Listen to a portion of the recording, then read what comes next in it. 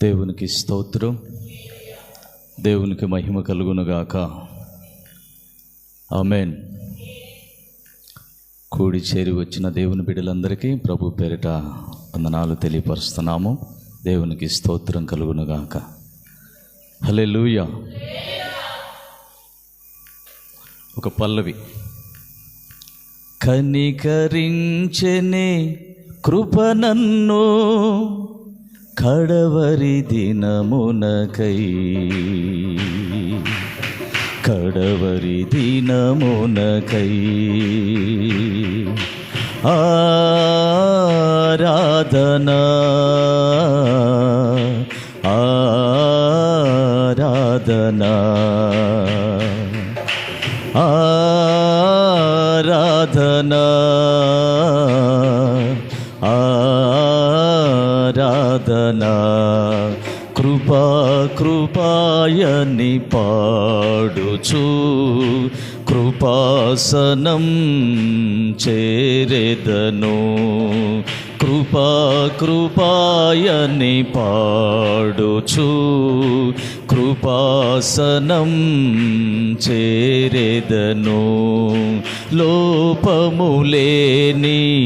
సౌందర్యముతో నీ ఎదుటనే నిలుచుటకు, లోపములేని సౌందర్యముతో నీ ఎదుటనే నిలుచుటకు, నీ అభిషేకమే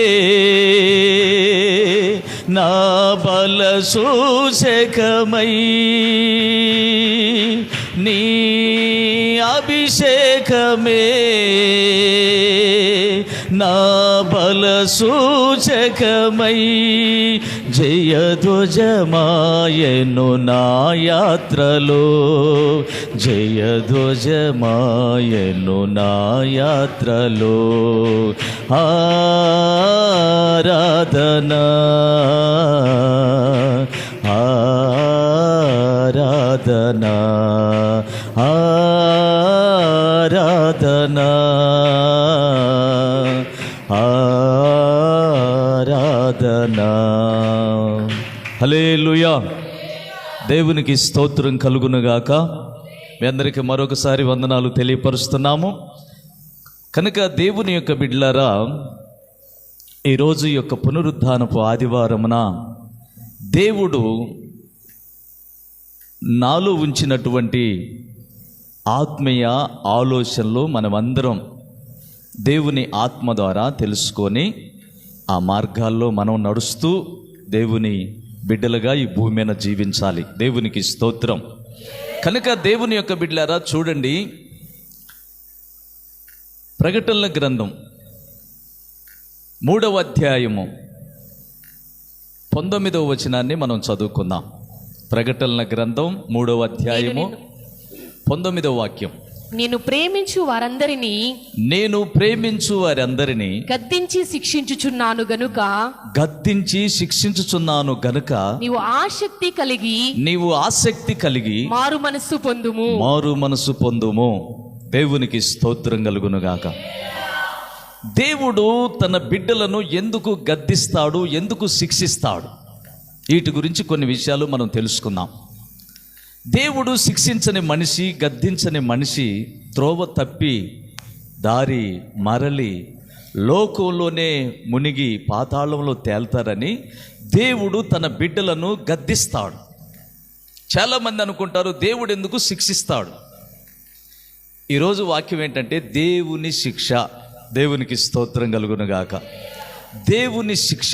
దేవుని శిక్ష ఎవరైతే భరిస్తారో, దేవుని గద్దాయింపుకు ఎవరైతే అప్పగించుకొని ఆ మార్గాల్లో ఇష్టపడతారో వారిని దేవుడు అద్భుత రీతిలో ఆశీర్వదిస్తాడు. దేవునికి స్తోత్రం కలుగునుగాక. చాలామంది అనుకుంటారు కదా ఎందుకు దేవుడు శిక్షిస్తాడు.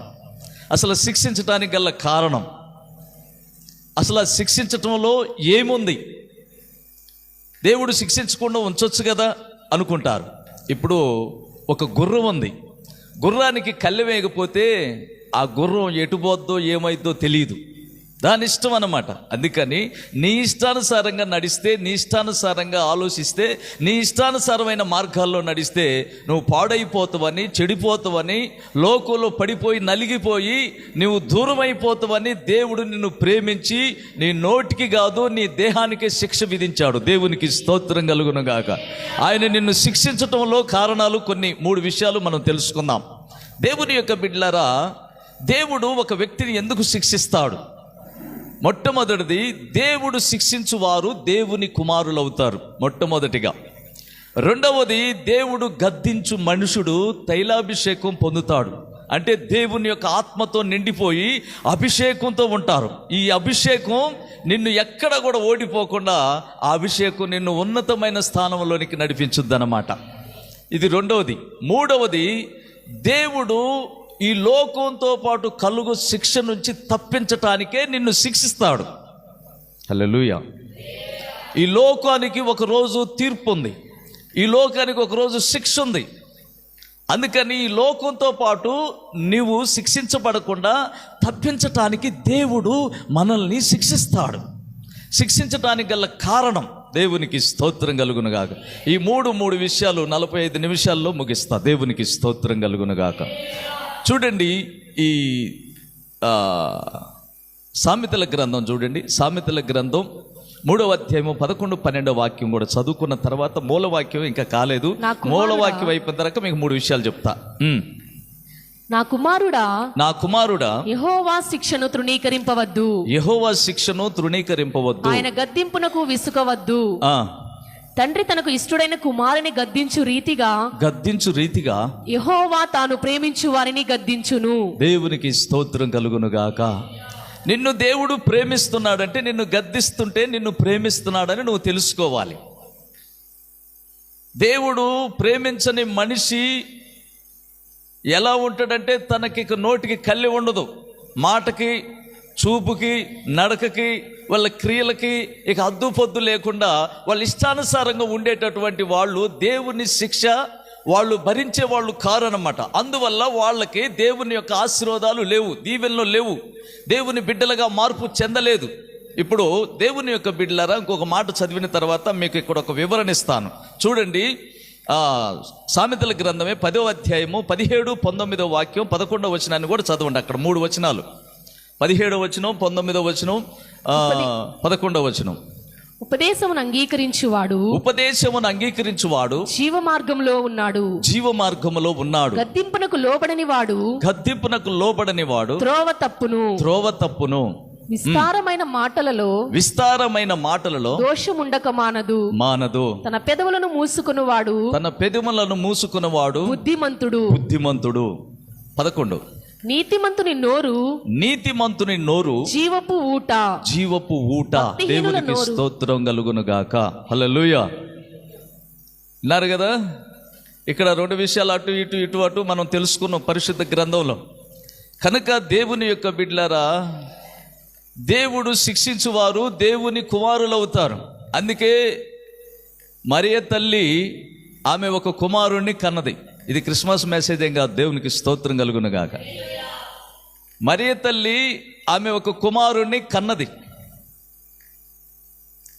అయితే మనము కూడా ఆ కుమారుణ్ణి కనటం కోసమే ఈ భూమి మీద ఆయన ఏ స్థలం కూడా కోరుకోలే. ఆయన తలవాల్చుకోవటానికి స్థలం లేదని మనం చదివాం. అయితే ఇప్పుడు ఆమె కుమారుణ్ణి కన్నది ఆత్మ సంబంధమైన శారీరక శరీరంతో కన్నది. అయితే మనము ఇప్పుడు ప్రభు అయిన యేసు అనగా వాక్యమై ఉన్న యేసు, ఆ వాక్యాన్ని మనం కనాలి. ఆ వాక్యాన్ని మనం కనినప్పుడు మనము ఒక కుమారుణ్ణి కంటాము. దేవునికి స్తోత్రం కలుగును గాక. ఇప్పుడు ఆదియందు వాక్యం ఉండెను, వాక్యము దేవుని యొద్ద ఉండెను, వాక్యమే దేవుడై ఉండెను. ఇప్పుడు ప్రభు అయిన యేసుక్రీస్తే ఇప్పుడు వాక్యమై ఉన్నాడు. ఇప్పుడు ప్రభు అయిన యేసుక్రీస్తు వాక్యమై ఉన్నాడు గనక ఆయన ఆత్మ ద్వారా మనము వాక్యాన్ని కనాలి. అప్పుడు వాక్యాన్ని కన్నప్పుడు దేవునికి స్తోత్రం, వాక్యాన్ని కన్నప్పుడు మనం కుమారులుగా ముద్రించబడతాము. ఇంక ఈ లోకంలో మనమంతా ఆ మరియ తల్లి ఎలాగనో మనమంతా మీరంతా కూడా తల్లితో సమానం, స్త్రీగా ఉన్నటువంటి ప్రతి ఒక్కళ్ళు. అయితే ఈ తల్లి కుమారుని కనాలి. ఈ భూమి మీద ఉన్నటువంటి స్త్రీ తన తల్లి. దేవునికి స్తోత్రం కలుగునుగా. ఇందులో భేదం లేదు. ఈ కుమారుడు కూడా ఆ తల్లిలో నుంచి వచ్చిన వాడే. అయితే రేపు పరలోకంలో కుమారులే ఉంటారు. దేవునికి స్తోత్రం కలుగునుగాక. అందుకని తండ్రి అయిన దేవుడు కుమారుడిగా ఈ లోకానికి వచ్చి, ఆత్మ అయి ఉన్న దేవుడు కుమారుడిగా అవతరించి, ఆ కుమారుడు కొరకు మళ్ళీ రేపు పరిశుద్ధాత్మ దేవుడే ఇక్కడ మనలంతా కుమారులుగా మార్చి, రేపు ప్రభువైన యేసుక్రీస్తు మనలో వచ్చి పిలిచినప్పుడు మనమంతా కుమారులమై కుమారుడితో ప్రభుతో మనం యుగయుగాలు ఏలబోతున్నాం అన్నమాట. దేవునికి స్తోత్రం. కనుక దేవుని యొక్క బిడ్డలారా చూడండి, హెబ్రీలకు రాసిన పత్రిక 12వ అధ్యాయము 5వ వాక్యం నుంచి చదువుదాం. దేవుడు శిక్షించి మనుషులు దేవుని కుమారులు అవుతారు. నా కుమారుడా ప్రభువు చేయు శిక్షను తృణీకరించకుము. ఆయన నిన్ను గద్దించినప్పుడు విసుకకుము. ప్రభువు తాను ప్రేమించు వానిని శిక్షించి తాను స్వీకరించు ప్రతి కుమారుని దండించును. దేవునికి స్తోత్రం కలుగునుగాక. చాలే 12వ వచనం దా చదువుకోవచ్చు, తర్వాత మీరు సరిపోద్ది. అయితే దేవుని యొక్క బిడ్డలారా, దేవుడు గద్దించినప్పుడు నీలోనికి కుమారత్వం వచ్చేసింది. అంటే మనం కుమారులుగా మారిపోతాం. ఇప్పుడు కుమారుల్లో ఉన్నటువంటి క్వాలిటీ ఇంకొక రెఫరెన్స్ చదువుకొని కొన్ని విషయాలు అక్కడ వివరించి ముందుకెళ్ళిపోతా. దేవునికి స్తోత్రం. చూడండి, లూకా సువార్త 20వ అధ్యాయము 36వ వచనాన్ని మనం చదువుకుందాం. లూకా సువార్త. వారు పునరుద్ధానములో పాలివారయుండి దేవదూత సమానులను దేవుని కుమారులై ఉందురు గనుక వారికను చావనేరరు. అంటే ఇక మరణం ఉండదన్నమాట. ఎప్పుడు మరణం ఉండదు? దేవుడు శిక్షకు భరించాలి. నేను దేవుణ్ణి నమ్ముకున్నాను కదా, మరి నేను ప్రభువుని నమ్ముకున్నప్పుడు నాకేంటి ఈ బాధలు, ఈ సమస్యలు, ఈ ఇరుకులు, ఈ ఇబ్బందులు, ఈ కష్టాలు, ఈ నష్టాలు ఇవన్నీ నాకెందుకు వస్తున్నాయి? నీకు ఇక్కడ శాశ్వతమైనటువంటి నిలవరం ఇక్కడ లేదు కనుకనే అవన్నీ వస్తున్నాయి. రేపు శాశ్వతమైనటువంటి యుగయుగాలు మరణం లేని మహిమ కలిగినటువంటి యేసుతో నువ్వు ఉండబోతున్నావు కనుక మనకి పరలోకం ఉంది కనుక మనం ఈ భూమి మీద సాధ్యంగా కష్టాలు వస్తాయి, ఇబ్బందులు వస్తాయి, అవమానాలు వస్తాయి, నిందలు వస్తాయి, బాధిస్తారు. అనేకమైనటువంటి సాతాను బంధకాల్లో ఉన్నటువంటి వారి ద్వారా సాతానుడు మనల్ని గద్దిస్తూ ఇబ్బంది పెడుతూ ఉంటాడు. ఎందుకంటే మనం ఆయన బిడ్డలో గనక. ఆయన బిడ్డలో కానటువంటి వారికి కొన్ని కష్టాలు ఉండవు, కొన్ని ఇరుకులు ఉండవు, కొన్ని ఇబ్బందులు ఉండవు. అన్నిట్లో సంతోషంగా ఆనందంగా ఉంటారు. వాళ్ళు ఏమంటారు? అలాంటి సంఘాలు కూడా ఉంటాయి. వాళ్ళు ఏమంటారంటే, మా సంఘం చూడు, మా సంఘంలంతా క్షేమం, సంతోషం, ఆనందమే, అసలు మమ్మల్ని ఎట్లా ఆశీర్వదిస్తుండో అని చెప్పుకుంటారు. కారణం ఏంటంటే వారికి ఈ ఆత్మీయ లోతు తెలియదు గనక, ఈ ఆత్మ సంబంధమైన ఆలోచనలు వారికి అర్థం కావు గనక. ఎందుకంటే నా ఆత్మ లేనివాడు నా వాడు కాడని ప్రభువైన యేసుక్రీస్తు ఆ రోమా పత్రికలో రాయబడి ఉంది. దేవునికి స్తోత్రం కలుగునుగాక. నా ఆత్మ లేనివాడు నా వాడు కాడు. ఆత్మ సంబంధమైన వానితో దేవుడు మాట్లాడుతూ ఉంటాడు. దేవునికి స్తోత్రం కలుగునుగాక. అందుకని దేవుని యొక్క బిడ్డలారా, తాను శిక్షించువారు దేవుని కుమారులను దేవదూతలతో సమానంగా ఎంచిండు. దేవుడు దేవదూతలతో సమానంగా ఎంచిండు. దేవదూత ఎంత శక్తివంతుడో మామూలుగా ఉండదు అనమాట. 50 అడుగులు ఒక రెక్క ఉంటుంది అనమాట. ఒక్కొక్క రెక్క వచ్చి 50 అడుగులు ఉంటుంది. ఇటు ఒక 50 అడుగులు, 100 అడుగులు హైటు, 80 అడుగులు హైటు పరిశుద్ధ గ్రంథంలో రాయబడి ఉంది. దేవునికి స్తోత్రం కలుగునుగాక. అంత శక్తివంతమైన వాడు దేవదూత. అలాంటి దేవదూతతో మనల్ని పోలుస్తూ ఉన్నాడు దేవుడు.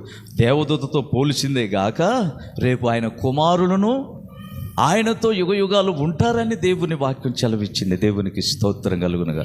మనం అట్టాంటోళ్ళం ఇట్టాంటోళ్ళం కాదు. ఈ లోకంలో ఉన్నటువంటి గొప్ప గొప్ప ఈ అధికారులు, లేకపోతే ఈ లోకంలో ఉన్నటువంటి చట్టాలు, లేకపోతే ఈ లోకంలో ఉన్నటువంటి అయ్యయ్యో ఉంటే వీళ్ళంతా బలమైన వాళ్ళు అన్నట్లు వాళ్ళ దగ్గరికి వెళ్తూ ఉంటారు ప్రజలు. వాళ్ళు ఏం బలమైన వాళ్ళు కారు. ఇప్పుడు ఒక కోర్టు ఉందనుకో, కోర్టులో ఉన్నటువంటి ఆ న్యాయస్థానం ముందు అక్కడ ఉన్నటువంటి న్యాయ దేవతకి కళ్ళకి గంత కడతారు. ఎందుకు కళ్ళకి గంత కట్టారు న్యాయానికి అంటే, న్యాయమా నీ కళ్ళకి ఎందుకు గంట కట్టివంటే, మేము అక్రమంగా నడుస్తాం గనక, మా నడక సరైనది కాదు గనక, మా మాట కరెక్ట్ కాదు గనక నువ్వు చూడకూడదని. అంటే న్యాయానికి కళ్ళకి గంత కట్టారు. కానీ మన దేవుడు 2 కళ్ళతో మనల్ని చూస్తాడన్న భయంతో మనం ఉంటున్నాము గనక మనము రేపు దేవుని బిడ్డలం అవుతాము. దేవునికి స్తోత్రం కలుగునుగాక. మనం రేపు దేవుని బిడ్డలం కావటానికి గల కారణం ఏంటంటే, న్యాయాధిపతి అయిన దేవుడు నీ వైపు నా వైపు చూస్తూ ఉంటాడు. ఆయన చూస్తున్నాడన్న భయంతో మనం బ్రతకాలి. ఆ బ్రతుకు ఎవరైతే బ్రతుకుతారో వారే రేపు యేసయ్య బిడ్డలుగాను, కుమారులుగాను, కుమార్తెలుగాను ఆయన రాజ్యంలో ఉంటారన్నమాట. దేవునికి స్తోత్రం కలుగునుగాక. అందుకని దేవుని యొక్క బిడ్డల ప్రతి విషయంలో కూడా మనం చాలా జాగ్రత్తగా ఆలోచించుకుంటూ ముందుకు అడుగేస్తూ ఉండాలి. దేవుడు శిక్షించువారు దేవుని కుమారులు అవుతారు. దేవుడు శిక్షకు అప్పగించుకోవాలి. ఎన్ని బాధలుండా సరే ఒక మంచి పని చేయటానికి మనం ఇష్టపడాలి. ఎన్ని కష్టాలుండా సరే ఒక మంచి పని చేయటానికి మనం ఇష్టపడాలి. ఎందుకంటే మన దేవుడు ఆ కల్వరి శిలువ మోసుకుంటూ కూడా ఆయన ఒక మంచి పనులు చేసుకుంటూనే నడుస్తూ ఉన్నాడు. మరేం చేస్తున్నారు తెలియకై ఉన్నారు అన్నాడు. ప్రార్థిస్తూ ఉన్నాడు, భక్తి చేస్తున్నాడు. కొంతమందికి బాధలు వస్తే, ఇబ్బందులు వస్తే ప్రార్థన చేయకుండా మానుకొని పక్కన కూర్చుంటారు. దేవుడి కాడ కూడా న్యాయం లేదు, దేవుడు నన్ను పట్టించుకోవట్లేదు, దేవుడికి నా యందు కనికరం లేదు అని నువ్వు అనుకుంటావు. దేవుడికి నీ యందు కనికరం ఉండబట్టే నువ్వు ఆ స్థితిలో ఉండు. అయితే ఆ స్థితిని మానుకొని నువ్వేం చేయాలంటే ప్రభు దగ్గర మళ్ళీ మోకరించి ఏడ్చి ప్రార్థన చేయాలి. ఆ ఆలోచన కోసం ఈ మాటలు. దేవునికి స్తోత్రం కలుగునుగా. అందుకని దేవుని యొక్క బిడ్డలారా, దేవుని కుమారులు కావాలంటే, ఆయనతో యుగయుగాలు నువ్వు ఉండాలంటే ఈ మాటలను అర్థం చేసుకొని నీ జీవితం, నీ విధానం, నీ భక్తి విధానంలో ఎక్కడ కూడా త్రొట్టిల్లకుండా, ఏ విషయం నిన్నొచ్చి అడ్డుపడ్డా కానీ అడ్డుగోడలు పగలగొట్టుకొని ప్రభుని స్తుతించటం, ప్రభుని కలుసుకోవటమే నీ పని. ఇంక రెండో పని నీకు ఉండకూడదు. అలా ఉంటేనే రేపు దేవుని బిడ్డలుగా ఉంటారు. నీకు ఎన్ని సమస్యలు అన్నా రాని ఆ సమస్యలు చూసి భయపడబాకు. ఎందుకంటే దేవదూతలతో సమానంగా నిన్నెంచిండు, దేవుని కుమారులుగా నిన్నెంచిండు. దేవుని కుమారులు అంటే ఏంటో తెలుసా? ఈ భూమి, సూర్య, చంద్ర, నక్షత్రాలు, ఈ గాలి, నీరు కలిగి ఉన్న సమస్తం అన్నిటికంటే కూడా నువ్వు ఎక్కువ. దేవునికి స్తోత్రం కలుగునుగా. ఎందుకు నువ్వు ఎక్కువ అంటే, యేసు నీలో ఉన్నాడు గనక ఆయన ఎక్కువే. ఆయన నీలో ఉంటే నువ్వు కూడా ఎక్కువే. ఇప్పుడు ఆయన మన తండ్రి, రాజుగారి కొడుకు రాజుగారే అనో కదా. సింహం పిల్లలు సింహాలా, మేక పిల్లల సింహాలే. యేసయ్య పరిశుద్ధుడు గనక మనం పరిశుద్ధులమై ఉంటున్నాము గనక, ప్రభువుని కలిగి మనం ఉన్నాము గనక, ప్రభువుతో మనం ఉన్నాము గనక వీటన్నిటికంటే ప్రభు ఎక్కువ కాబట్టి, కలగజేసింది ఆయనే కాబట్టి ఆయన బిడ్డలమైన మనం కూడా ఎక్కువే. మరి అంత శక్తివంతులమైన మనం చిన్న చిన్న విషయాలకి మనం సోలిపోకూడదు, భయపడకూడదు, కూలిపోకూడదు, ఆరిపోకూడదు. ఆలోచన లేనిపోయిన ఆలోచనలన్నీ పెట్టుకొని నువ్వు వేస్ట్ కాకూడదని దేవుడు ఈరోజు మాట్లాడుతుండు. దేవునికి స్తోత్రం కలుగునుగా. అందుకని దేవుని యొక్క బిడ్డలారా, దేవుడు శిక్షించువారు దేవుని కుమారులు అవుతారు. దేవుడు గద్దించు మనుషులు తైలాభిషేకం పొందుతాడు. దేవుని కుమారులు, కుమార్తెలు, మీరు అనుకుంటారు మనం ఆడపిల్లలం కదా, స్త్రీలం కదా, కుమారులు అంటే వాళ్ళేమనుకుంటాం. మనం అంతా రేపు కుమారులు అవుతాం. ఈ శరీరం విడిచినాక ఆత్మ సంబంధంగా యేసులాగా మారిపోతాం మనం. నిజం. ఈ శరీరం ఉన్నంతకాలమే ఈ లోకంలో స్త్రీ, పురుషుడనే పేరు ఇవన్నీ పోవాలి. అందుకని పాపం లేకుండా మరియ తల్లి ఈ భూమి మీద జీవిస్తున్నాళ్ళకే దేవుడు ఆమెను కనిపెట్టి ఆమెని దర్శించి ఆమెలోనికి వచ్చేసిండు. రేపు మనం కూడా అలాగ పరిశుద్ధులమై, పాపం లేని వారమై, ప్రభు యొక్క వాక్యంతో నింపబడి ప్రభువుని మహిమపరిచి ప్రభు బిడ్డలమై ప్రభుతో మనం ఉండాలని దేవునికి మహిమ కలుగునుగా. అందుకని దేవుని యొక్క బిడ్డలారా, రెండవది చూడండి, కీర్తనల గ్రంథం 141వ అధ్యాయము 5వ వాక్యాన్ని చదువుకుందాం. కీర్తనల గ్రంథం ఎవరైనా రాసుకోవాలనుకుంటే రాసుకోండి, రిఫరెన్సులు. దేవునికి స్తోత్రం. నీతిమంతులు నన్ను కొట్టుట నాకు ఉపకారము, వారు నన్ను గద్దించుట నాకు తైలాభిషేకము, నేను అట్టి అభిషేకమును త్రోసివేయకుందును గాక. ఆమేన్. దేవుని యొక్క బిడ్డలారా, నీతిమంతులు, పరిశుద్ధులు నన్ను గద్దాయించుట, నాకు బుద్ధి చెప్పుట, నన్ను కొట్టుట నాకు అభిషేకం. అది నాకు మంచి మార్గం. అభిషేకం అంటే మనం మామూలుగా ప్రార్థన చేసేటప్పుడు దిగొచ్చే అభిషేకం అదొక అభిషేకం, దేవుడిచ్చే అభిషేకం మరొక అభిషేకం. ఏమి అభిషేకం అంటే ఆయన వాక్యం వినటం కాదు, ఆ వాక్యానుసారంగా మనల్ని మనం మలుసుకోవటం దేవుని ఆత్మ ద్వారా కాదు, ఇంకా అభిషేకం ద్వారా కూడా మనం నింపబడతాం అన్నమాట. అంటే ఆయన ఆలోచనతో పూర్తిగా నిండిపోతాం అన్నమాట.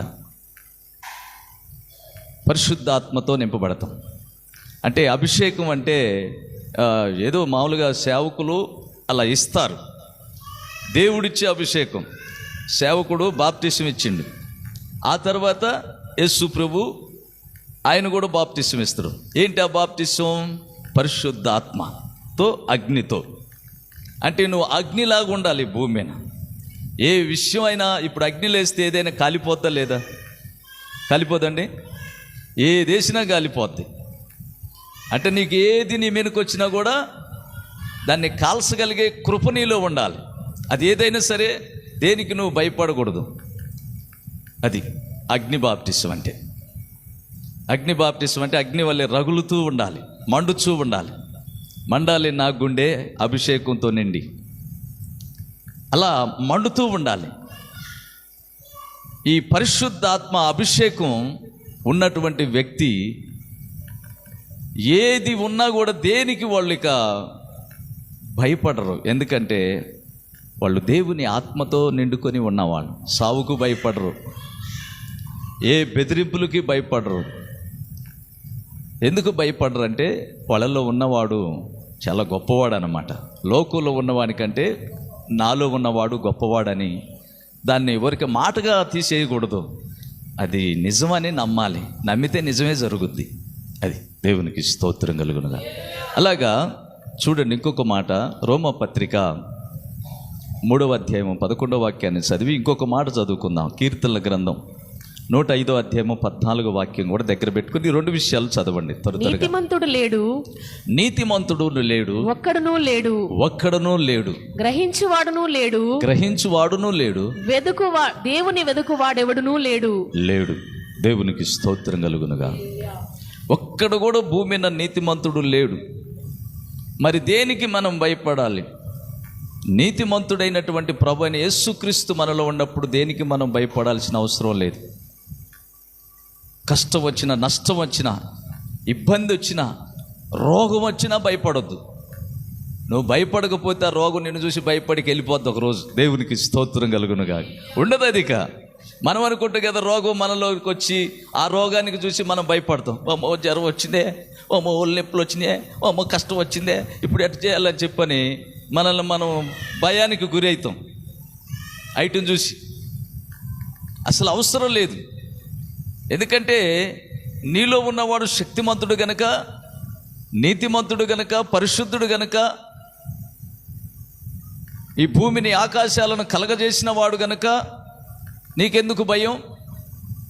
మనకు ఆలోచన ఇచ్చిండు, ఆత్మనిచ్చిండు. ఆయన ఆత్మ ద్వారా మనం నడిపించబడుతున్నాం. ఇక ఆయన ఆత్మ మనలో ఉన్నప్పుడు మనకు భయం ఏంటి? అందుకే ఆరాధనకు ముందు ఆరాధనలు ఎందుకు జరుగుతాయి? శనివారం కూడికి మీరు బాగా రావాలి. శనివారం వచ్చి పరిశుద్ధాత్మతో నిండుకుంటే ఈ వాక్యం అర్థమైంది. ఈ పునరుద్ధానపు ఆదివారపు వాక్యం అర్థమైంది. శనివారం ఆత్మ కూడికలో పాలు పంపులు పొందితేనే రేపు పునరుద్ధానంలో రేపు నువ్వు లెగిసేది కూడా. నువ్వు వరకు వచ్చి ఆదివారం ఆరాధనలో వాక్యం ఏదో కానుకొకరు వేసి అని చెప్పని వెళ్ళిపోతే నీకేం పని కాదు. దేవునికి స్తోత్రం కలుగునుగా. వేస్ట్ అయిపోతావు.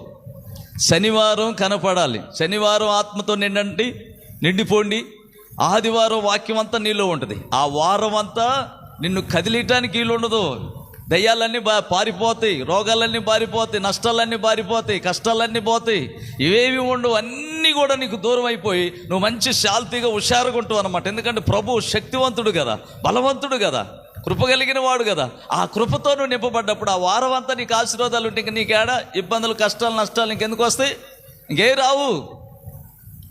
శనివారం రావాయా, కొంచెం పని ఉందా? రేపు ఆదివారం వస్తే చాలుగా. పునరుద్ధానంలో వస్తే పునరుద్ధానంలో ఆదివారం నాడు వస్తే సుఖం లేదు. ఆత్మ కూడికి హాజరు కావాలి. ఆత్మ కూడికలో నువ్వు హాజరైతే, ఆత్మతో నేను నింపబడితే, ఆ రాత్రి అంతా దర్శనాలతో నింపబడి ఈ పునరుద్ధానపు ఆదివారమున ప్రభువుని నీ కళ్ళతో చూస్తావు. హృదయ శుద్ధి గల వారు ధన్యులు, వాళ్ళు దేవుణ్ణి చూస్తారన్నట్లు వాక్యం. అయితే అలా చూస్తారు మీరు. అలా చూడగలగటానికి గల కారణం ఏంటంటే శనివారం సాయంత్రం నీకెన్ని పనులుండా 6 గంటలకల్లా పరిగెత్తుకొని రావాలి మందిరాన్ని ఎత్తుక్కుంటూ. అలా వస్తే మీకు మంచిది. లైవ్లో చూస్తున్నటువంటి ప్రతి ఒక్కరూ, ప్రతి సంఘాలలో కూడా అలా వస్తే వాళ్ళకి మంచిది. దేవునికి స్తోత్రం కలుగునుగా. అందుకని దేవుని యొక్క బిడ్డలారా, శనివారం పరిశుద్ధాత్మ కనిపెట్టు కూడికి ఎంతమంది వస్తారు చెప్పండి? ఈసారి వారం నుంచి చేతులు ఎత్తండి. ఎంతమంది వస్తామనే వాళ్ళు వస్తే మీకు భవిష్యత్తు బాగుంటుంది. ఇప్పుడే దీవెనకరమైన ఒక మాట దేవుడు రిలీజ్ చేయబోతుండ. దేవునికి స్తోత్రం కలుగునుగా. 1 2 3 4 5 6 7 8. ఏమా రావా? నువ్వు రావా? నువ్వు తల్లి అయింది అటు ఆమెకెళ్ళి చూసి అవత్తే నేను వద్దాం లేకపోతే లేదనుకుంటున్నావా నువ్వు? హల్లెలూయా. ఓకే, అందరూ రావటానికి ప్రయత్నం చేయండి. కష్టం అనుకోకుండా మీ మంచికే. దేవునికి మహిమ కలుగునుగాక. ప్రతి ఒక్కళ్ళు శనివారం ఆత్మ కూడికి వచ్చి ఆత్మతో నింపబడాలి. ఆత్మతో నింపబడి, అది పరిశుద్ధాత్మ కనిపెట్టు కూడికి కదా, ప్రభువుని కనిపెట్టుకోవాలి కదా. ఆ రాత్రి అంతా కనిపెట్టుకోవాలి. ఉదయకాలం ప్రభు కోసం త్వరగా ఆ పని చేసుకొని త్వరగా ఇక ప్రభు మందిరంలోకి పరిగెత్తుకొని కుటుంబంతో సహా అందరూ వచ్చి కూర్చున్నప్పుడు ఇక ఆ వారం అంతా మీకు కాలుకి ఎదురురాయి కూడా తగలదు. ఒళ్ళు నొప్పులుండవు, కాళ్ళు నొప్పులుండవు, కంటి నొప్పి ఉండదు, ఇక రోగమే ఉండదు. హుషారుగా ఉంటారు. వస్తాయి రోగాలు, పంపిస్తూనే ఉంటాడు, వాడి పని వాడిదే. అయినా కానీ అవి వస్తున్నా కానీ ఏం కాదు. దేవునికి స్తోత్రం కలుగునుగా. నువ్వు ఆరోగ్యకరంగా ఉంటావని చెప్తున్నాను. దేవునికి మహిమ కలుగునుగా. అందుకని దేవుని యొక్క బిడ్డలారా, ఈ వారం అంతా నువ్వు దీవించబడాలంటే వారానికి ఒకసారి వస్తే దీవించబడవని దేవుడు ఇప్పుడు గుర్తు చేసిండు. ఈ గుర్తు చేసిన మాటను మర్చిపోయేవనుకో, ఇక నిన్నెవరు బాగుపరచలేరు. నువ్వు బాగుపడాలంటే మాట వినాలి. దేవుడు అడుగడులే ఏ నైవేద్యం, ఆయన కోరునది విరిగిన హృదయం. హల్లెలూయా. దేవుడు ఏవి కోరడు, ఇరిగిపోయి నలిగిపోయిన హృదయాన్ని కోరుకుంటాడు. నువ్వు వచ్చి నీ హృదయాన్ని ప్రభుకి అప్పగించుకో, ఇక అంతే. ఆయన నీలోకి వస్తాడు, ఇక ఆయనే నడిపిస్తాడు. నీకు ఉన్న సమస్యలన్నీ పోతే నువ్వుగా జీవించొద్దు, ఆయనే నీ అందు జీవించాలి. పౌలు గారు ఒక మాట అంటాడు, జీవించువాడను నేను కాదు, ఆయనే నా యందు జీవిస్తున్నాడు. అలా జీవించండి, మీకు కాపుదల ఉంటుంది. దేవునికి మహిమ కలుగునుగా. కనుక దేవుని యొక్క బిడ్డలారా, చదివారు కదా కీర్తనల గ్రంథం చదవండి. చివరి మాట, కీర్తనల గ్రంథం 105వ అధ్యాయము 14వ వచనం. నేను అభిషేకించిన వారిని ముట్టకూడదనియు. వింటున్నారా? నేను అభిషేకించిన వారిని ముట్టకూడదనియు, నా ప్రవక్తలకు కీడు చేయకూడదనియు, నా ప్రవక్తలకు కీడు చేయకూడదనియు ఆయన ఆజ్ఞ ఇచ్చి ఎవరినైనాను వారికి హింస చెయ్యనియ్యలేదు. దేవునికి మహిమ కలుగునుగాక. ఇప్పుడు ఆయన అభిషేకించుకున్నాడా? నిన్నెవరైనా ముడితే ఒప్పుకుంటాడా? రోగాలు కూడా ముట్టినా ఒప్పుకోడు. అన్నీ ప్రతిదీ ఏదైనా నిన్ను ముట్టుకుందా శరీరానికి వస్తాయి, కానీ ఆత్మకు రాదు.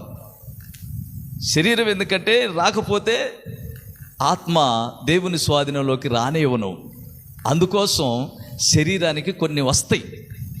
వచ్చినప్పుడు మేలేను అనుకోవాలి. ఒక ఆయన అంటాడు, శ్రమలు కలగక మునుపు నేను త్రోవ విడిచాను, శ్రమలు ఎప్పుడైతే కలిగాయో తండ్రి నీ ఆజ్ఞల ప్రకారం నన్నిక నడుపు తండ్రి, నీ మందిరంలో నేనిక ఒలీవ మొక్కవలే ఉంటానని చెప్పని అన్నాడు. దేవునికి మహిమ కలుగునుగా. అందుకని దేవుని యొక్క బిడ్డలారా, ఆయన అభిషేకించిన మనిషిని విశ్వాసులైనా సరే, సేవకులైనా సరే, ఎవరినైనా సరే ఆయన అభిషేకించిన వారిని ముడితే ఒప్పుకోడు దేవుడు. మీరు పోయి తీవ్రంగా ఇది కావాల్సిన అవసరం లేదు. ప్రభువే ఉంటాడు. ఇప్పుడు నేను సేవకుణ్ణి, నన్ను ఎవరైనా ముట్టారనుకో దేవుడు ఊరుకుంటాడా? నన్ను ఎవరైనా ఇబ్బంది పెట్టారనుకో దేవుడు ఊరుకుంటాడా? దేవుని సేవకుల్ని ఎవరినైనా సరే ఆయన ఏర్పాటు చేసుకొని ఆయన అభిషేకించుకున్నటువంటి సేవకుల గురించే చెప్తున్నా. సొంతగా సేవ చేసేవాళ్ళు కాదు, దేవుని ఆలోచనతో ఆత్మతో నడిపించబడే వారి గురించి చెప్తున్నాను. దేవుని ఆత్మతో అభిషేకించబడినటువంటి తన ప్రవక్తలకు ఎవరైనా కీడు చేసినా ఒప్పుకోడు, ఎవరైనా వారిని ముట్టినా ఒప్పుకోడు. వారిని ముట్టుకుంటే నా కనుగుడ్డు ముట్టినట్టే అన్నాడు దేవుడు. సేవకులే కాదు, విశ్వాసులైనా సరే, అభిషేకం పొందినటువంటి ప్రతి ఒక్కరూ, వారు ఎవరినైనా సరే, దేవుడు నేను అభిషేకించిన వారిని ఎవరైనా ముట్టకూడదు. ముడితే ఊరుకునే దేవుడు కాదు. గాలి విసురుతుంది, దేవుడు కూడా అలాగనే ఉన్నాడు. ఈ గాలి లేకపోతే మనం ఒక్క నిమిషం కూడా బ్రతకలేం. దేవుడు లేకపోతే మనం బ్రతకలేం. దేవుడు పెట్టినట్టు గాలి అంత క్రమంగా నడుస్తుంది. దేవుడు ఇంకా ఎంత సమీపంగా ఉంటాడో మీకు తెలియదు. అందుకని దేవుని యొక్క బిడ్డలారా, దేవుని యొక్క అభిషేకాన్ని త్రోసివేయబాకండి. దేవుని అభిషేకంతో నింపబడండి. నింపబడితే మీకు మంచిది. అందుకే మీరు పరిశుద్ధాత్మ కనిపెట్టు కూడికలో మీరు కనబడాలని, పరిశుద్ధ ఆత్మ ద్వారా మీరు ఇక నడిపించబడాలని, దేవుడే మీకు వస్తున్నటువంటి ప్రతి శోధనను, ప్రతి వేదనను, ప్రతి సమస్యను ఆయనే చూసి వీటన్నిటిని తొలగించి నిన్ను శాంతిగా ఉంచి నిన్ను సంతోషంగా నడిపించాలని దేవుడు కోరుకుంటూ ఉన్నాడు. ఎన్ని తలసినా ఏది అడిగినా జరిగేది నీ చిత్తమే ప్రభువా, జరిగేది నీ చిత్తమే. ఎన్ని తలసినా ఏది అడిగినా జరిగేది నీ చిత్తమే ప్రభువా, జరిగేది నీ చిత్తమే. నీ వాక్కుకై వేచియుంటిని, నా ప్రార్థన ప్రభువా, నా ప్రార్థన ఆలకించుమా, నా ప్రార్థన ఆలకించుమా, నా ప్రార్థన ఆలకించుమా. హల్లెలూయా. ఆయన అన్ని విధాలుగా నిన్ను కాపాడుతాడు. అందుకని దేవుని శిక్షను తృణీకరించవద్దు. దేవుని గద్దింపంటే దేవుని వాక్యమే. వాక్యమే దేవుడై ఉన్నాడు. సేవకుడు ఇక్కడ నిలబడి మాట్లాడుతున్నానుకో, తను మాట్లాడట్లా, తాను వాక్యాన్ని ఆలోచించి వాక్యాన్ని దృష్టిలో పెట్టుకొని దేవుని ఆత్మ ద్వారా తను మాటలు మనకు అందిస్తాడు. ఆ మాటలకి మనం వ్యతిరేకంగా ప్రవర్తించకూడదు. అలా ప్రవర్తించకుండా అప్పగించుకోవాలి, లోబడాలి. లోబడినప్పుడు దేవుడు నిన్ను అంగీకరిస్తాడు, తన రెక్కల నీడలోనికి తీసుకొచ్చుకుంటాడు. ఇక నీకు ఎలాంటి కష్టం లేకుండా నీ కన్నీళ్లు తుడుస్తూ ఉంటాడు. ఎప్పుడొచ్చు దేవుని ఆయన కౌగిల్లోనికి ఇంకా రాలా. హల్లెలూయా. నీకు అన్ని లోక కౌగిళ్ళు కావాలా, లోక సంబంధమైనవి కావాలా, లోక ఆలోచనలు కనిపించే ఎయ్యి కూడా నమ్మకం లేదని నీకు క్షుణ్ణంగా తెలియపరిచిండు దేవుడు. అయినా కూడా ఇటువైపే, అబద్ధం వైపు, మోసం వైపు, లోకం వైపు, లోకంలో కనిపించేదంత వ్యర్థం, సూర్యుని కింద కనిపించేదంత వ్యర్థమే కదా. ఈ వ్యర్థమైన దాన్ని మరిచి నిజమైనది, స్థిరమైనది, శాశ్వతమైనది ఆ ప్రభు అయిన యేసులోనికి నువ్వు వచ్చి యేసులాగా నువ్వు జీవించటానికి పూర్తిగా అప్పగించుకోవాలి. మందిరంలో కనపడటం కాదు, ఎక్కడున్నా కూడా ప్రభువుకు నువ్వు కనపడాలి, ప్రభువులో నువ్వు ఉండాలి. నువ్వేం చేస్తున్నా సరే, ఏం మాట్లాడుతున్నా సరే, నేను ఒంటరిగా ఉన్నా, ఎవరు నన్ను చూడలేదు, మనుషుల కోసం బ్రతుకుతున్నావా, దేవుని కోసం బ్రతుకుతున్నావా? ఈ భూమి మీద మనం ఈ భూమి మీద దేవుని కొరకు బ్రతకాలి, దేవుని రాజ్యం కొరకు బ్రతకాలి, దేవుని బిడ్డలుగా జీవించాలి.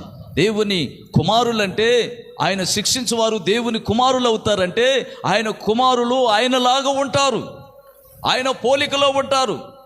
యేసు ప్రభు ఆ స్వరూపాలు లేకపోతే జపదండలు ఇవన్నీ ఉంటాయి కదా, విగ్రహాలు ఇవన్నీ అవి కాదు.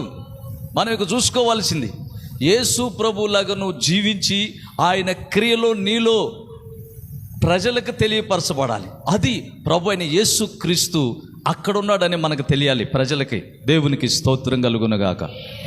ఇప్పుడు ప్రభు ఎక్కడుంటాడంటే మనలోనే ఉంటాడు. మనలో ఉండి మన క్రియలు మారిపోతాయి. ఇప్పుడు మరియ తల్లి పరిశుద్ధంగా జీవించింది, పాపం లేకుండా జీవించింది. ఇప్పుడు మరియ తల్లిని ఒక్క ఆమెనే ప్రభు అమ్మ అని పిలువలా. ఈ లోకంలో ఆయన కలిగి ఆయనకు లోబడి ఆయన మార్గాల్లో నడుస్తున్నటువంటి ప్రతి ఒక్కరిని కూడా, ఆయన అందరిని కూడా, ఈ భూమి మీద ఉన్న ప్రతి స్త్రీని కూడా అమ్మా అని పలకరించిండు. ఎందుకు అమ్మా అని పలకరించిండు? హల్లెలూయా. అందరిని అదే పిలుపుతో పిలిచిండు. అంటే ఎలాంటి పరిస్థితిలో ఉన్న ఇక నువ్వు ప్రభు దగ్గరకు వస్తే ఇక నువ్వు పరిశుద్ధురాలువే, పరిశుద్ధుడివే, అంతేగాని ఇంకా ఏమీ లేదు. అందుకని దేవుడు అందరినీ ప్రేమిస్తాడు. అందుకే ఆయన ప్రభు. మనం ప్రభు బిడ్డలుగా ఈ లోకంలో మనం జీవించటానికే మనం ఇష్టపడాలి. దేవునికి స్తోత్రం కలుగునుగాక. అందుకని దేవుని యొక్క బిడ్డలారా, పరిశుద్ధాత్మ అభిషేకం ఎవరినైతే ఆయన అభిషేకిస్తాడో ఆయన అభిషేకించిన వారిని ముట్టకూడదని దేవుని వాక్యం చెలవిస్తుంది గనక ఎవరు ముట్టరు. ఒకవేళ ముట్టినా వాళ్ళకి పరిస్థితులు తీవ్రంగా ఉంటాయి. ఆ తీవ్రతలో పడకూడదని వారి కొరకు మళ్ళీ మనం ప్రార్థన చేయాలి. ఎందుకంటే ప్రభువైన యేసుక్రీస్తు ఆయన్ని ముట్టారు. ఆయన సిలువేసేటప్పుడు ఏమన్నాడైనా, వీరేమి చేస్తున్నారు తెలియకై ఉన్నారు కనుక వారిని క్షమించమన్నాడు. ఇప్పుడు వారిని క్షమించిన ప్రకారం మనము కూడా క్షమించాలి. అలా క్షమించినప్పుడు దేవుడు మనల్ని బాగా ఇష్టపడతాడు. నా పోలిక నా బిడ్డలకు వచ్చేసింది, ఇరుగో నా బిడ్డలు అని చెప్పని సైతాను ముందు ఒప్పుకుంటాడు. ఎట్లానో తెలుసా? ఏబు గ్రంథం చదవండి. ఏబు గ్రంథం 1వ అధ్యాయము 9వ వచనమా చూడండి. 1వ అధ్యాయము 9వ వచనమేనా? 1వ అధ్యాయము 8వ వచనం కానించి 8. అందుకు యెహోవా నీవు నా సేవకుడైన యోబు సంగతి ఆలోచించితివా? అతడు యథార్థవంతుడును న్యాయవంతుడునై దేవుని యందు భయభక్తులు కలిగి చెడుతనమును విసర్జించిన వాడు భూమి మీద అతని వంటి వాడెవడునూ లేడు. చదువు. అక్కడ ఎవరికి చెబుతుండో మనకు తెలియటం కోసం అన్నమాట.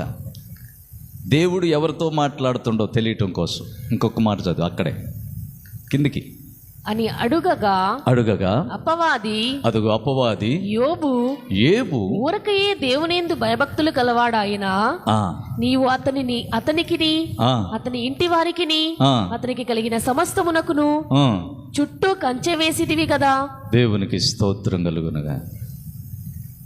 అపవాదితో దేవుడు చెప్తుండు, అదిగో భూమి మీద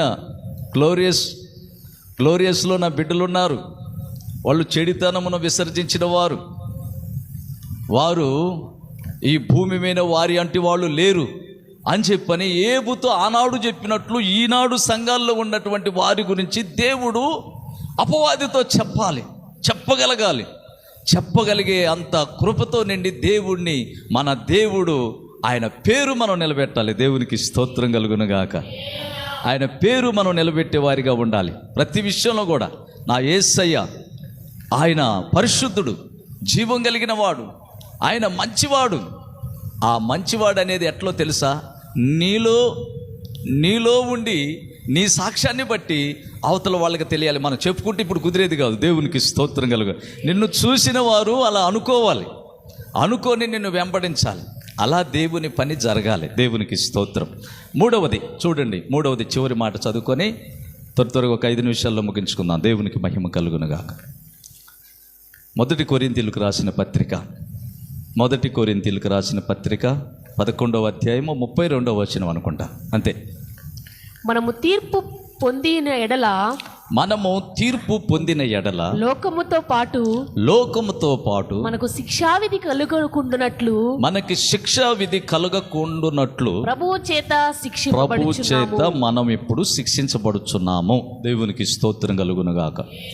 ఎందుకు మనం శిక్షించబడుతున్నామంటే రేపు లోకంతో పాటు కలుగు శిక్ష, ఆ శిక్ష నుంచి మనం తప్పించబడాలి. అలా తప్పించబడటం కోసమే దేవుడు నిన్ను శిక్షిస్తుండు. నువ్వేంటో శిక్షిస్తావేంటి? దేవుడి దగ్గర న్యాయం లేదని చెప్పని పొద్దుగూకులు కొండాటకు ఉండకూడదు, ఇబ్బంది పెట్టకూడదు. దేవునికి స్తోత్రం కలుగునుగా. దేవుని ఆలోచన కరెక్ట్, నీ ఆలోచన కరెక్ట్ కాదు, నీ విధానాలు కరెక్ట్ కాదు, మన విధానాలు సరైనవి కావు, మనం ఆలోచించే విధానం అయితే మనకు దేవుడు ఎట్లా తెలిసిద్ది, మనకు ప్రభు రాజ్యం ఎట్లా దొరుకుద్ది? ఇవన్నీ దొరకు. నేను చెప్పాను కదా మొదటే, ఇప్పుడు ఒక గుర్రం ఉంది, ఆ గుర్రానికి కళ్ళెం వేయాలి. ఒక వాహనం ఉంది, ఆ వాహనానికి స్టీరింగ్ ఉండాలి. స్టీరింగ్ అంటే సేవకుడు, దేవునికి స్తోత్రం కలుగు. నడిపేది యేసు ప్రభువే. స్టీరింగు సేవకుడు. సేవకుడు ఎటు తిరిగితే ఆ స్టీరింగ్ ఎటు తిరిగితే అటు బండి తిరుగుద్ది. అంటే మన సంఘం కూడా సేవకుడు ఎటు మళ్ళీ తట్టే మళ్ళాలి. సేవకుడు అంటే అనాలి, సేవకుడు ఆమెనంటే ఆమెను అనాలి. సేవకుడు ఏమై ఉన్నాడో అది అయి ఉండాలి. అలా ఉన్నప్పుడే సంఘం. ఇది వాహనం. ఇప్పుడు విమానంలో ప్రయాణం చేస్తున్నాం, మనం అంతా విమానంలో ఉన్నాం, ఓడలో ఉన్నాం.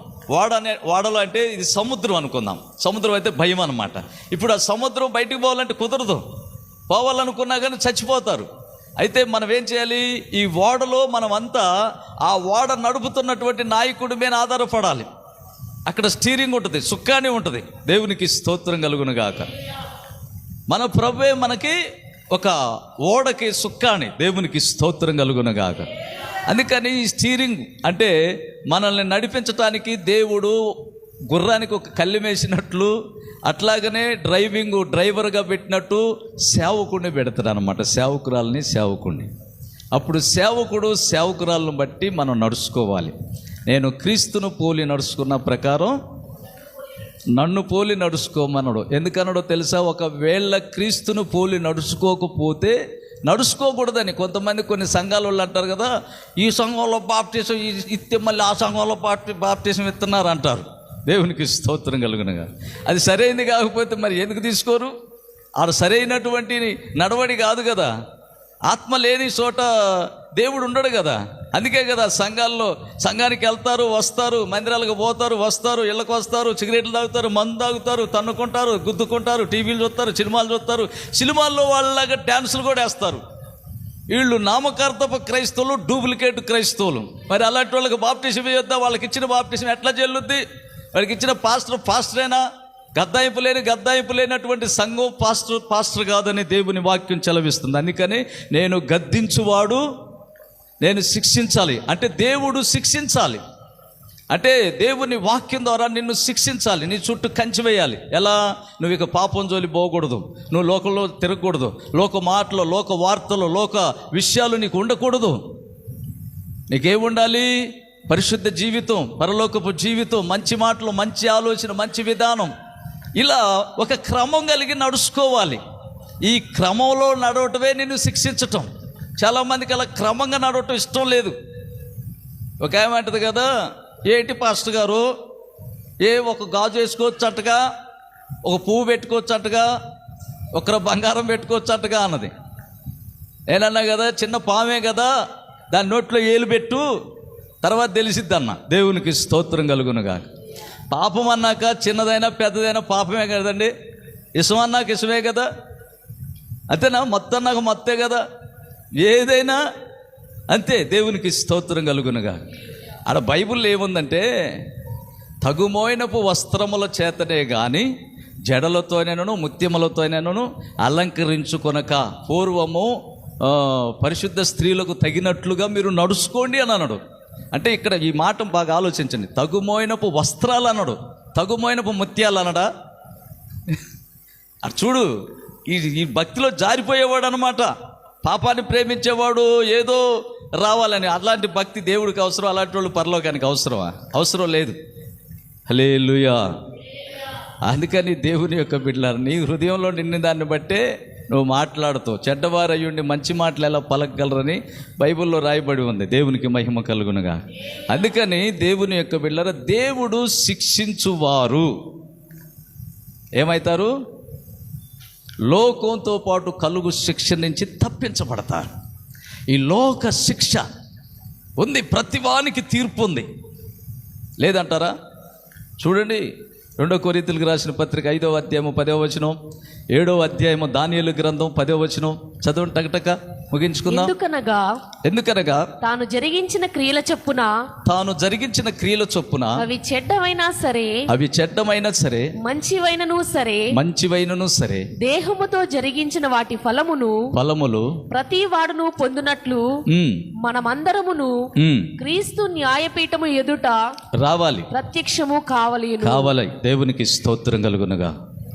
ప్రతి ఒక్కరూ రేపు ప్రభు ఎదుటికి రావాల్సిందే. దేవునికి స్తోత్రం. ప్రతి ఒక్కళ్ళు రేపు రావాల్సిందే. వీళ్ళు అనుకుంటారు కదా, ఈ అంతా ఉంటుందటవా అనుకుంటారు. ఉండదనుకున్న వాళ్ళకే భయం ఉంటుంది, భయం కలిగి నడుచుకున్న వాళ్ళకే రేపు పరలోకం ఉంటుంది.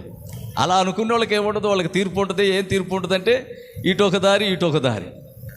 పరలోకానికి పోయేవాళ్ళు పరిశుద్ధంగా జీవిస్తారు, నరకానికి పోయేవాళ్ళు వారి దేహంతో చేయి ప్రతి క్రియలు, పనికిమాలిన క్రియలు చేసేటటువంటి వాళ్ళంతా ఇటు వెళ్ళిపోతారు. అంతే. హల్లెలూయా. ప్రభు చూడట్లేదు అనుకోబాకండి, ప్రభు చూస్తూనే ఉన్నాడు. దానియేలు గ్రంథం 7వ అధ్యాయము 10వ వాక్యాన్ని కూడా చదవండి. అగ్ని వంటి ప్రవాహము ఆయన యొద్ద నుండి ప్రవహించుచుండెను. వేవేల కొలది ఆయనకు పరిచారకులుండిరి. కోట్ల కొలది మనుషులు ఆయన ఎదుట నిలిచిరి. తీర్పు తీర్చుటకై గ్రంథములు తెరవబడెను. హల్లెలూయా.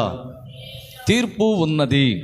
ఈ సంవత్సరం చివరికి వచ్చాం మనం. దేవునికి స్తోత్రం కలుగునుగాక. 12వ నెలలో ఉన్నాము. రేపు 2026 సంవత్సరంలో మరలా అడుగు పెట్టబోతున్నాం. ప్రభు అయిన యేసు క్రీస్తు ఈ భూమి మీదకి వచ్చి 2026 సంవత్సరాలు ఇక గతించిపోయి 2026లో అడుగు పెట్టబోతున్నాం. అయితే జరగవలసిన ఇక్కడి నుంచి చాలా జాగ్రత్తగా మనం ఉండాలి. మనకు తీర్పు ఉంది, గ్రంథములు ఇప్పబడతాయి. చాలా జాగ్రత్తగా నడుచుకోవాలి. ఈ లోపల ఎవరైనా జారిపోతే నరకానికి వెళ్ళిపోతారు, జారిపోకుండా ఇంకా బతికుంటే పరలోకానికి నడుచుకుంటారు. దేవునికి స్తోత్రం కలుగును గాక. జారిపోకుండా చూసుకోవాలి, పరిశుద్ధంగా జీవించాలి, పాపం లేని వారిగా జీవించాలి. చాలామంది పాపంలో నడుస్తున్నారు, వాళ్ళు ఇంకా బతుకుతున్నారు కదా అని వాళ్ళని చూసి మనం లేనిపోయింది కొనుక్కొచ్చుకోకూడదు. పులిని చూసి నక్క వాతలు పెట్టుకున్నట్టు. దేవునికి స్తోత్రం కలుగును గాక. దేవుని యొక్క బిడ్డలారా, వారిని చూసి మనం ఇది కాకూడదు. వారికి ఎందుకు సమయాన్ని ఇస్తున్నట్టు ఇంకనన్నా మారుతారు. ఇదే వాళ్ళకి అవకాశం, కొంతకాలం బ్రతకటం. వాళ్ళు ఇక మారలేదంటే తిరుగు లేకుండా వాళ్ళు చచ్చి నరకానికి వెళ్ళిపోతారు. వాళ్ళతో మనకెందుకు? హల్లెలూయా. అందుకని చివరి మాట చదువుకొని ముగించుకుందాం. ప్రకటనల గ్రంథం 20వ అధ్యాయము 12వ వాక్యం నుంచి 15వ వచనం దాకా చదువుకుందాం. బాగా స్పష్టంగా చదువమ్మా. మరియు గొప్పవారేమి కొద్దివారేమి మృతులైన వారందరూ ఆ సింహాసనము ఎదుట నిలవబడి ఉండుట చూచి తిని. అప్పుడు గ్రంథములు విప్పబడెను. మరియు జీవగ్రంథమును వేరొక గ్రంథము విప్పబడెను. ఆ గ్రంథములయందు రాయబడి ఉన్న వాటిని బట్టి తమ క్రియల చొప్పున మృతులు తీర్పు పొందిరి. సముద్రము తనలో ఉన్న మృతులను అప్పగించెను. మరణమును పాతాళ లోకమును వశమునున్న మృతులను అప్పగించెను. వారిలో ప్రతివాడు తన క్రియల చొప్పున తీర్పు పొందెను. మరణమును మృతుల లోకమును అగ్నిగుండములో పడవేయబడెను. ఈ అగ్నిగుండము రెండవ మరణం. ఎవని పేరైనను జీవ గ్రంథమందు వ్రాయబడినట్టు కనబడని ఎడల వాడు అగ్నిగుండములో పడవేయబడెను. దేవునికి స్తోత్రం కలుగునుగాక. హల్లెలూయా. ఏది జరిగినా ఆయనకి స్తుతించాలి ఆయన్ని. ఇక్కడ యేబు గారు ఒక మాట అంటాడు. ఏమంటాడంటే, ప్రభువా, ఈ బిడ్డలను, నాకు కలిగి ఉన్న ఈ ఆస్తులను ఇవన్నీ నీవే ఇచ్చావు తండ్రి అని చెప్పని ప్రభుని మనసారా స్తుతించాడు. తర్వాత ఇవన్నీ దేవుడు తీసివేసిన తర్వాత మరలా కూడా, ప్రభువా నీవిచ్చావు, మరలా నీవే తీసుకున్నావు అని చెప్పని మరలా ప్రభుకి స్తోత్రం చెల్లించిండు. భార్య అంటది, నీకు అసలు ఏమన్నా మైండ్ ఉందా? ఉన్నవన్నీ పోతే ప్రభుని స్తుతిస్తారా? మనకి ఇస్తే స్తుతించాలి, కానీ తీసుకుంటే ఎట్ట స్తుతిస్తావు? అంటే ఆయన ఇచ్చి ఆయనే తీసుకున్నాడు కదా, అజ్ఞానుల వల్లే నువ్వు మాట్లాడితే ఎట్లా అని చెప్పని ఆమెకు సమాధానం పలికిండు. దేవునికి స్తోత్రం కలుగు. జాగ్రత్తగా ఆలకించండి. ఎవరన్నా మన ఇంట్లో ఎవరైనా పోయారనుకో, ఇక నిన్ను ఆపలేరు. ఆపటానికి దాదాపు ఎంతమంది వచ్చినా వల్ల కాదు, అంత తీవ్రంగా ఉంటుంది నీ పరిస్థితి. హల్లెలూయా. నీరు పోసినవాడు, ఇత్తనం ఇచ్చినవాడు, మనుషులను పుట్టించినవాడు తీసుకుంటాడు. ఆయన ఇష్టం, ఆయన చేతిలో బంతులు. మనం ఇచ్చినప్పుడు ఒక సంతోషం, తీసుకున్నప్పుడు ఏడుపు కాదు, తీసుకున్నప్పుడు కూడా సంతోషించాలి. మన ఒక పాస్టర్ గారు చనిపోయిండు, జోసఫ్ పాస్టర్ గారు అని, గుంటూరులో వాక్యం చెప్పి చనిపోయిండు. అందరూ ఆయనకి లైక్లో ఎట్లా పెట్టారంటే బొమ్మకి కన్నీళ్ళు వచ్చినట్లు పెట్టారు. నేనేం పెట్టానంటే సప్పట్లు కొట్టే చేతులు పెట్టా. దేవునికి స్తోత్రం కలుగునగా. సప్పట్లు కొడతా ఉంటుంది కదా చెల్లులో ఆ బొమ్మ, ఆ చేతులు పెట్టాను నేను. వాళ్ళందరూ మరి నన్ను ఏమన్నా అనుకుంటారేమో, అనుకుంటే మాలే, పరలోకానికి పోవటమే సంతోషం కదా ఈ లోకంలో ఉండేదానికంటే. మళ్ళీ ఆడకపోయేటప్పుడు నీకు ఏడుపు అంటే దేవుని రాజ్యం మీద నీకు ఇష్టం లేనట్టే కదా. ఇష్టం లేని ఏడుపే కదా ఇదంతా. ఏడుపులు పెట్టారు వీళ్ళంతా, చాలామంది ఏడుపులు పెట్టారు. నేను ఏడుపులు పెట్టలా, నవ్వులు పెట్టా. చప్పట్లు కొట్టండి. హల్లెలూయా. నవ్వుతూ బ్రతకాలి, నవ్వుతూ సావాలన్నట్లు దేవునికి మహిమ కలుగునుగాక. దేవుని యొక్క బిడ్డలారా, వచ్చేటప్పుడు సంతోషంగానే ఉండాలి, పోయేటప్పుడు సంతోషంగానే ఉండాలి. బాగుండా స్తుతించాలి, బాగోకపోయినా స్తుతించాలి. బాగా గుర్తుపెట్టుకోండి దేవుని బిడ్డలారా. ఇప్పుడు మీరు దేవుని బిడ్డలు. దేవుని బిడ్డలంటే భూమి ఆకాశం సూర్యచంద్ర నక్షత్రాల కంటే మీరు గొప్పవాళ్ళు. ఎందుకంటే దేవుడు గొప్పవాడు గనక దేవుని పిల్లలమైన మనం కూడా గొప్పవాళ్ళమే. దగ్గర బాగా గుర్తుపెట్టుకోండి. సూర్యుడు గొప్పవాడా అంటే సూర్యుడు గొప్పవాడే. ఎందుకంటే గొప్పవాడు సృష్టించాడు గనక గొప్పవాడు. గొప్పవాడు భూమి ఆకాశాలు కలగజేశాడు కనుక ఆయన గొప్పవాడు. ఆయన బిడ్డలమైన మనం ఇంకా గొప్పవాళ్ళంగా ఉండాలి. దేవునికి స్తోత్రం. పువ్వు పూసింది, సువాసన ఎదజల్లింది. మనము భూమి మీద పుట్టాము, ప్రభువుకి సువాసనగా కనిపించాలి. అంతేగాని ఏదేదో చేయకూడదు. దేవునికి మహిమ కలుగునుగాక. అందుకని దేవుని యొక్క బిడ్డలారా, మొట్టమొదటిది ఏం చెప్పాను? హల్లెలూయా. దేవుడు శిక్షించువారు దేవుని కుమారులు అవుతారు. రెండవది, దేవుడు గద్దించు మనుషుడు తైలాభిషేకం పొందుతాడు. ఇక ఏ మనుషుడు ఎవరైనా సరే ఏదైనా సరే వారిని ఇక ముట్టకూడదని దేవుడు ఆజ్ఞ ఇచ్చాడు.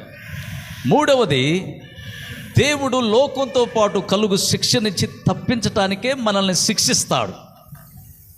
దేవుడిట్టి మాటలు మన హృదయాల్లో ఉంచునుగాక. ప్రార్థన చేసుకుందాం. ప్రేమగల తండ్రి, కృపగలిగిన మా యేసయ్య, మహాగణుడా, పరిశుద్ధుడా, జీవము కలిగిన మా తండ్రి, కృపగలిగిన మా యేసయ్య, మాతో చూటిగా తేటగా బిడ్డలతో లైవ్లో ఉన్నటువంటి ప్రతి వారితో మీరు మాట్లాడిన ప్రతి ఆలోచన బట్టి, నీ మాటలను బట్టి మీకు స్తోత్రాలు. ఇదిగో నా తండ్రి, ఈ యొక్క ఉదయకాలంన ఈ యొక్క మందిరంలో ప్రార్థిస్తూ ఉండగా మా ప్రార్థన ఆలకించి బిడ్డలను దీవించమని, ఆశీర్వదించమని, ఇదిగో ప్రభువా, స్థానిక సేవకులను తండ్రి మీరు అద్భుతంగా ఈ ప్రాంతాల్లో వాడుకోమని, మంచి జ్ఞానాన్ని, శక్తిని, బలాన్ని వారికి, వారి కుటుంబానికి, వారి సంఘాలకు దయచేయమని, నీ కృప చూపమని. ఇదిగో ప్రభువా, బిడ్డలతో మీరు మాట్లాడారు. ఇదిగో నేను శిక్షించువారు నా కుమారులు అవుతారన్నావు. ఇదిగో నేను గద్దించు మనుషుడు తైలాభిషేకం పొందుతాడని నీ వాక్యం చెలవిచ్చింది.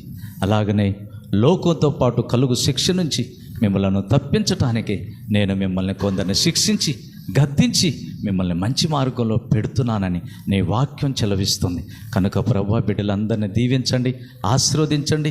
ఇంకా బిడ్డలు రాలేని బిడ్డల్ని క్షమించండి, వచ్చిన బిడ్డల్ని ప్రభువా స్థిరపరచండి, బలపరచండి. నీ ఉన్నతమైనటువంటి మహిమలో ప్రభువా నీ రాజ్యానికి వారసులు కావటానికి అన్ని విధాలుగా ప్రభువా నీ యొక్క మహిమార్థంగా జీవించటానికి కృప చూపండి తండ్రి. పరిచర్యలో ప్రభువా బిడ్డలు నలిగిపోవటానికి, నీ పని చేయటానికి అనేకుల్ని ఈ బిడ్డల్లో లేపుకోమని మీరు మీరు నడుపుకోమని నీ కృప చూపమని ప్రభువా, వీరికి ఇచ్చినటువంటి ప్రతి సంఘాన్ని జ్ఞాపకం చేసుకోండి, సంఘ బిడ్డలను జ్ఞాపకం చేసుకోండి, నీ కృపతో నింపమని ఈ లైవ్లో చూస్తున్న ప్రతి వారిని దీవించి ఆశీర్వదించి నీ కృపతో నింపమని కనికరించమని మా ప్రభువును రక్షకుడును యేసయ్య పరిశుద్ధ నామములు ప్రార్థించి అడుగుచున్నాము తండ్రి.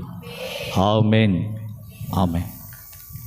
మన తండ్రి అయిన దేవుని ప్రేమ, మన ప్రభు అయిన యేసుక్రీస్తు వారి కృప, పరిశుద్ధాత్మ యొక్క దేవుని సన్నిధి సహవాసం మనకు సకల పరిశుద్ధులకును ఈ గ్లోరియస్ టెంపుల్లో ఉన్నటువంటి ప్రతి విశ్వాసి బిడ్డకును ఈ ప్రాంతాలకని సదాకాలమైన కృపతోడై ముందుకు నడిపించునుగాక. ఆమేన్. హల్లెలూయా.